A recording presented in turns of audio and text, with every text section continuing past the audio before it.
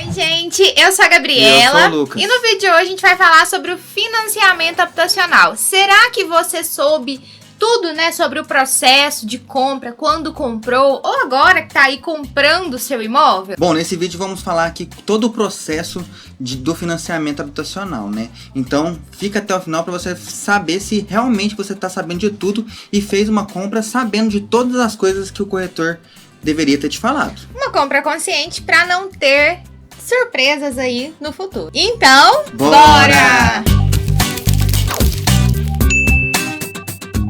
Bom, a gente sabe que tem gente que começa ali com uma simulação, vai ver como funciona o processo e de repente já tá assinando um contrato, né, amor? E infelizmente acontece de aparecerem surpresas, né? Lá na frente a pessoa fica sabendo de uma taxa ou de um processo que deveria ter sido feito antes de assinar com o banco, dá tudo errado. E esse vídeo é justamente para não deixar que fiquem dúvidas sobre o processo de financiamento habitacional. Bom, e pra gente começar, é preciso explicar para vocês que existem duas modalidades diferentes, dois tipos de financiamento que podem ser feitos pela Caixa, que é o financiamento na linha SBPE para quem já possui imóvel no nome ou pelo programa Casa Verde e Amarela. Nesse vídeo em si, nós vamos focar no programa Casa Verde e Amarela e se você tiver dúvidas sobre o SBPE, quiser saber mais, caso seja uma sugestão de vídeo aí, deixa aqui nos comentários que a gente pode fazer um vídeo falando só sobre o SBPE. E o programa Casa Verde e Amarela é o antigo programa Minha Casa Minha Vida, né? Que tem, além do financiamento da Caixa, também uma ajuda do governo, que é o que a gente chama de subsídio, que auxilia você na aquisição do seu imóvel. Quem são as pessoas que se enquadram no programa Casa Verde e Amarela? Em cada cidade existe um teto máximo do valor do imóvel. Às vezes até o cliente enquadra, mas o imóvel não, quando quer um imóvel mais caro. Aqui no nosso caso é 209 mil. Aí você pode pesquisar na internet que você consegue ver a tabela da cidade para verificar o imóvel, né, que você quer, se ele está enquadrado dentro do programa Casa Verde e Amarela. E além do valor, ele precisa ser um imóvel novo também. Imóvel usado ele não enquadra no programa Casa Verde e Amarela, né, amor? Isso mesmo. Outro ponto também que é relevante falar é em questão do cliente também. Por exemplo, um cliente que, além de ter a casa no nome, pode ser também pela renda. Um cliente que tem até mais de 7 salários mínimos na carteira, ela não enquadra na Casa Verde e Amarela, né? Mesmo que não tenha imóvel, nesse caso, esse cliente já desenquadra automaticamente pela renda, né, amor? Do programa Casa Verde e Amarela. Mas beleza, vamos colocar aqui que você quer um imóvel que enquadra no programa e a sua renda enquadra também. Você é um cliente Casa Verde e Amarela. Quais são os benefícios do programa? Bom, a Caixa ela financia até 80% do valor do imóvel para o cliente no programa Casa Verde e Amarela com as menores taxas de juros do mercado. Dependendo da renda, a gente consegue taxa de 4,5%, 5%, 5,5%. Que se a gente comparar com outros bancos, a gente tem aí taxa de 9%, 11% ao ano. Então, com isso, a gente consegue ter um valor de financiamento legal com uma parcela pequena. E o subsídio do governo, que é um desconto que é oferecido sobre o valor do imóvel. Eu costumo falar, isso aqui quem é cliente meu já ouviu falar. Do valor do imóvel, tudo que a Caixa não te empresta e o governo não te dá, a gente chama de entrada. Ou seja, no programa Casa Verde e Amarela, parte é financiado, parte é subsidiado e o restante é a entrada. Algumas construtoras, como a MRV, por exemplo, parcelam essa entrada para o cliente, né, amor? Tem plano de 36, 48, 60 vezes, tudo depende da diretriz do mês e da proposta do cliente também, porque dependendo do cliente, a forma que ele foi aprovado, a condição dele de parcelamento com a construtora pode mudar. Bom, e a entrada não é a única despesa que a pessoa vai ter quando ela resolve comprar financiar um apartamento, por exemplo. Ela também, um imóvel pela planta, por exemplo, ela tem a taxa de juros de evolução de obra. E ela só vai começar a pagar essa parcela de financiamento para o banco. É como se existisse dois contratos. Um é com a Caixa, que seria os 80% que você financiou com a Caixa, e os outros 20% que sobrou do imóvel, você negocia com a construtora. E é exatamente isso, o cliente ele tem dois contratos, ele tem dois boletos, que é a parte que a Caixa emprestou e a diferença é a parte que a construtora emprestou. O cliente não paga parcela do banco enquanto o imóvel está em construção, mas ele paga os juros de evolução de obra. E muita gente fala assim, meu Deus, tô lascado com esses juros de evolução de obra, né, amor? Como que funciona isso? Juros de evolução de obra é um seguro que faz com que a Caixa tenha responsabilidade sobre a entrega do seu imóvel. E como a gente fala no próprio nome, são juros, não é amortizado do seu saldo devedor. Então, por exemplo, você compra um imóvel que vai te entregar daí 2 anos, assinou com o banco, 30 dias depois vai vir a primeira parcela dos juros de evolução de obra. Nesse período de 2 anos em que está sendo construído, todos os meses você vai pagar uma mensalidade para a Caixa. Mas ela não é a sua mensalidade cheia, ela é de acordo com o andamento da obra. Vai começar mais baixo e vai subindo aos poucos, podendo atingir até 100% do valor da sua parcela. Bom, peguei as chaves. Pode acontecer de ainda por um ou outro mês você continuar pagando a evolução de obra, porque depende da liberação do habite e a averbação dele, que é um outro documento, documento da prefeitura, é uma parte interna. Mas enfim, precisa estar com o habite emitido e averbado na Caixa, para a Caixa deixar de cobrar do cliente evolução de obra e aí sim começar a amortizar o que você paga do seu saldo devedor. Bom, e isso é quando você compra um imóvel na planta, né? E quando você compra ele já pronto, você já tem essa despesa, então, já da Caixa. Então, você já paga a sua parcela de financiamento, já amortizando sua despesa. Deixa de pagar juros, né? E já começa a pagar o financiamento. Mas aí você pensa, então eu já vou comprar sempre um imóvel pronto, né? Então, aí tem que levar em consideração que também tem, quanto mais tempo você demora para comprar, mais o imóvel valoriza. Sim. Então, o valor que você vai pagar acaba sendo o valor do imóvel seja um pouco maior. Tem gente que fala assim, o que compensa mais? Comprar um pronto ou em construção? Depende. Se você não paga aluguel, por exemplo, não tem urgência para mudar, compensa comprar um em construção, na planta, porque por mais que você vai pagar juros de evolução de obra, igual o Lucas falou, se você deixa para comprar ele só quando ele tá pronto, ou você já escolhe agora comprar um imóvel pronto, com certeza você vai pagar mais caro no valor do imóvel, porque ele já foi, né, sendo corrigido o valor de tabela, mês a mês. Outra dúvida que geralmente os clientes têm é em relação à entrada, já que a gente falou que uma parte é com a Caixa e a outra parte é com a construtora. Essa entrada, conforme a gente falou também, para o cliente que não tem dinheiro para pagar a entrada total à vista, como que funciona esse parcelamento? Geralmente a entrada ela é parcelada em boleto, pode precisar de fiador ou não, depende da proposta do cliente, do comprometimento de renda do cliente. E essa entrada ela existe correção, não são juros, mas existe uma correção, que é o INCC, Índice Nacional da Construção Civil. Esse índice ele é calculado sobre a valorização da construção civil mês a mês. A Fundação Getúlio Vargas vai lá, faz um estudo e libera o índice do INCC. Então, todos os meses as suas parcelas elas serão corrigidas. Essa correção, inclusive, é sobre o saldo devedor e não sobre a parcela do mês apenas.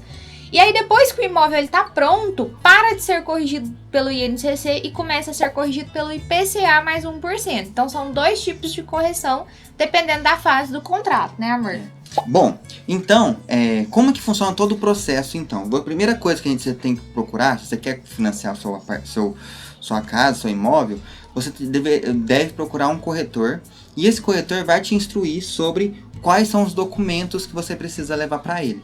E esse documento vai depender de cada perfil de cada cliente. Vamos supor, se você é casado, se você não é casado, se você tem dependente. Se você tem dependente, se você é assalariado com salário na carteira, ou se você é autônomo. Então, ou se você tem a renda mista, você trabalha com carteira assinada e ainda faz Uber, e tem uma renda a mais para complementar essa renda, porque você tem que declarar isso. Isso, e aí a documentação vai mudar de cliente para cliente. O que o corretor vai fazer com esses documentos? Geralmente, o corretor passa essa documentação para um correspondente bancário, que é alguém que já faz parte, trabalha, é um parceiro da construtora, que também é um parceiro da Caixa. A gente chama ele de despachante, inclusive, porque depois ele vai fazer todo o processo de registro no cartório, enfim. E esse correspondente, ele trabalha com um sistema, o SICAQ, o sistema da Caixa, onde ele já vai lançar ali os seus dados para descobrir se você foi aprovado ou não, né, no sistema da Caixa. Importante falando em aprovação. Lembra que a gente falou que a Caixa libera até 80% do valor do imóvel? Nesse momento você vai ficar sabendo se realmente foi 80% que você conseguiu de financiamento. Pode ser que seja um pouco menos. É quando a gente fala que o cliente foi condicionado, que a Caixa entende lá que se a parcela dele pode ser 30% da renda, mas esse cliente já tem comprometimento financeiro, ele só pode pagar 25% da renda dele sobre a prestação. Então vai liberar um pouquinho menos de financiamento, a entrada vai ficar mais alta. Quando a gente manda esses documentos para o correspondente e ele devolve os valores reais da aprovação do cliente para a gente, ou para o corretor, né? É um momento que você vai conseguir sentar e negociar e descobrir qual foi realmente a condição, né, que enquadrou ali pra você. Se você tá gostando desse vídeo, já desce aqui, se inscreve no canal. Aqui a gente tá sempre postando muitas dicas pra quem já comprou, pra quem vai comprar o apartamento. Então vem fazer parte da família Nossa 301. E se você tá gostando do vídeo, fica até o final, porque a gente ainda vai explicar muito sobre o processo de financiamento imobiliário. Nesse momento que você negocia a sua entrada com a construtora e define como é que você vai pagar, você já vai receber um boleto do pagamento do sinal, que é a primeira parcela da sua entrada, e fazer a assinatura do contrato com a construtora. Passado isso, essa etapa, o correspondente bancário ele te chama para fazer a assinatura dos formulários na Caixa. O que é isso? Lembra que a gente falou que o correspondente fez uma aprovação pelo sistema? Então a gente já sabe que a Caixa tem condições de te emprestar o valor, se realmente já está aprovado.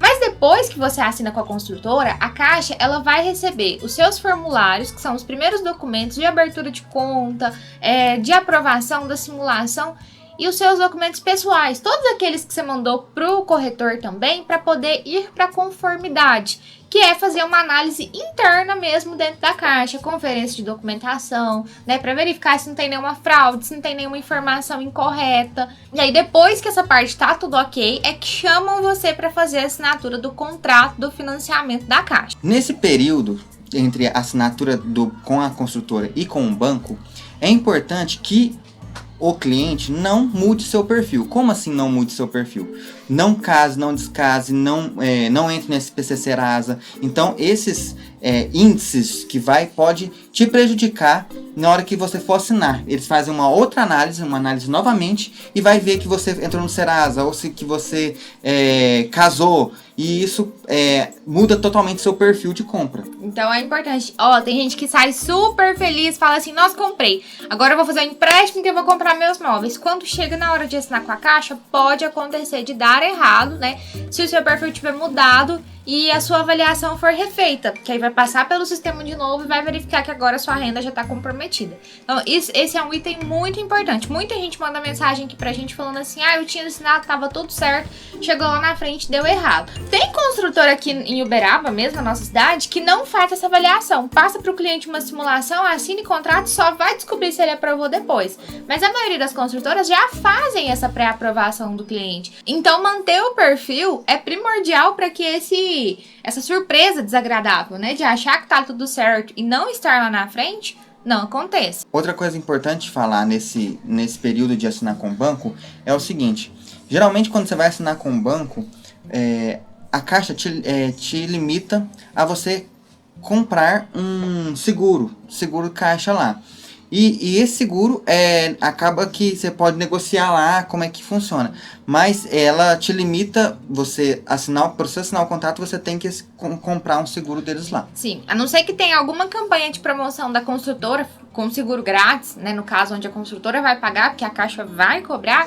A não ser que seja esse caso, você vai ter um boleto de 0,8% do seu financiamento. Se, por exemplo, a Caixa te emprestou 100 mil, você vai ter um boleto de R$800. A gente orienta, né, o cliente a tentar negociar isso lá com o gerente na hora de assinar com o banco. Mas pode ser que você precise pagar o valor total, né, amor? Que são os R$800.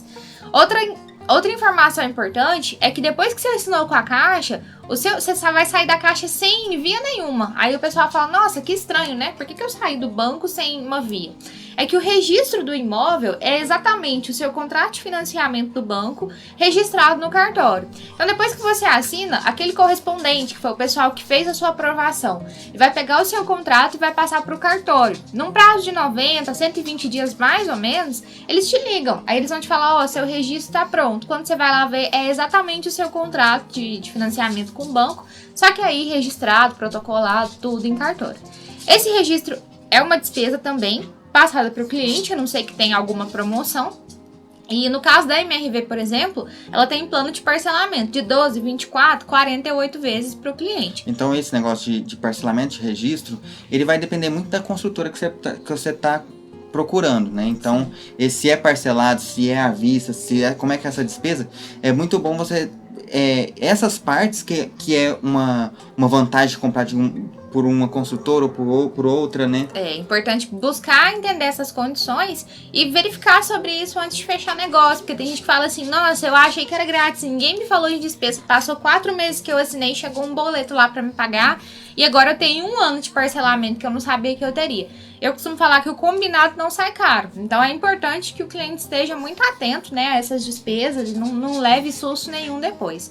Outra despesa é o ITBI. Aqui na nossa cidade, ITBI, que é uma taxa de prefeitura, é isenta para quem está comprando o primeiro imóvel. Então, quem está comprando o primeiro imóvel não tem essa preocupação.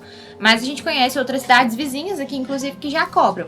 E aí o total de registro mais ITBI dá ali mais ou menos 5, 6% do valor do imóvel. E lembra no início do vídeo que a gente falou sobre o INCC, sobre a parcela da entrada?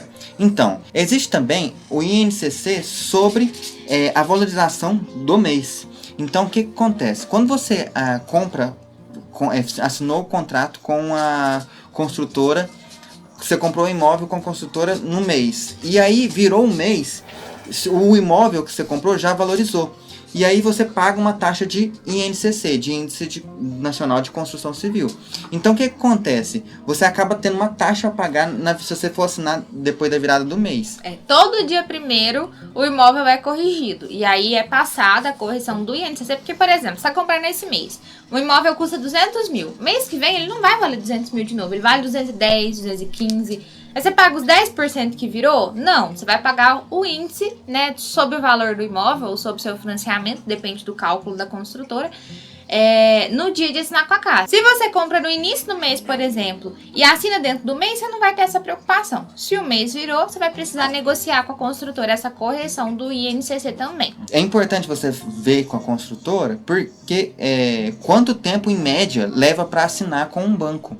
Porque tem construtoras que acabam te vendendo e depois vai te contar. E aí você demora para assinar com um banco e você tem que pagar essas taxas aí. Eu já tive experiência de cliente que falou comigo depois, que comprou em outra construtora, ficou 6 meses esperando a assinatura com o banco. Pensa, gente, 6 meses de correção de INCC, dá-lhe 5, 10 mil reais de diferença pro cliente. E aí, aquela coisa também, né, que você não pode mudar o perfil em 6 meses. Você ficou 6 meses sem mudar perfil, sem casar, sem... Então é um período mais grande pra você... Então, geralmente as construtoras grandes assinam mais rápido. Por que acaba assinando mais rápido? Porque geralmente ela tem uma venda maior, ela consegue vender muito. Então tem que ser mais ligeiro mesmo, porque senão ela não consegue ter a demanda. No caso da MRV, por exemplo, o único caso em que pode demorar um pouquinho mais para assinar é quando o cliente compra um imóvel que acabou de lançar, porque aí depende de um número mínimo de vendas para liberar o PJ lá na caixa para poder começar a assinar. Mas se você está comprando um imóvel que já está sendo vendido, tenho certeza que com construtoras maiores, você não tende a ter problema, né, em relação à assinatura com o banco. Igual o Lucas falou, pensa 6 meses naquela preocupação de será que vai dar certo, né? Porque uma vez que você assinou com o banco, depois você pode entrar, não pode, né, gente? Mas se acontecer de entrar em SPC Serasa, de trocar de emprego, já está garantido o seu financiamento. Enquanto não assina, aquela insegurança ainda fica ali, né? De, nossa, será que realmente vai dar certo? Outra coisa. O que era outra coisa que eu tava falando e eu lembrei de falar? Outra coisa, a avaliação do cliente, aquela aprovação que o correspondente fez lá no início, ela vale por 4 meses, por 120 dias. Então, por exemplo, ficou 6 meses sem assinar com o banco, você pode ter certeza que vai rodar a avaliação, vai ter que reavaliar de novo. Então, tem muito mais chance de pegar, né, da caixa V, pegar qualquer coisa que tenha mudado no seu perfil. E a próxima coisa nós fizemos um vídeo que é o segredo que os corretores não te contam. Gente, acredite, esse vídeo tem muita gente que chama a gente pra falar assim, realmente, Lucas, realmente, Gabi, isso aqui ninguém tinha me contado. Você for com a pulga atrás da orelha, né? Será que o seu corretor te contou isso? Já fez financiamento? Já assinou? Então corre aqui, vai lá assistir.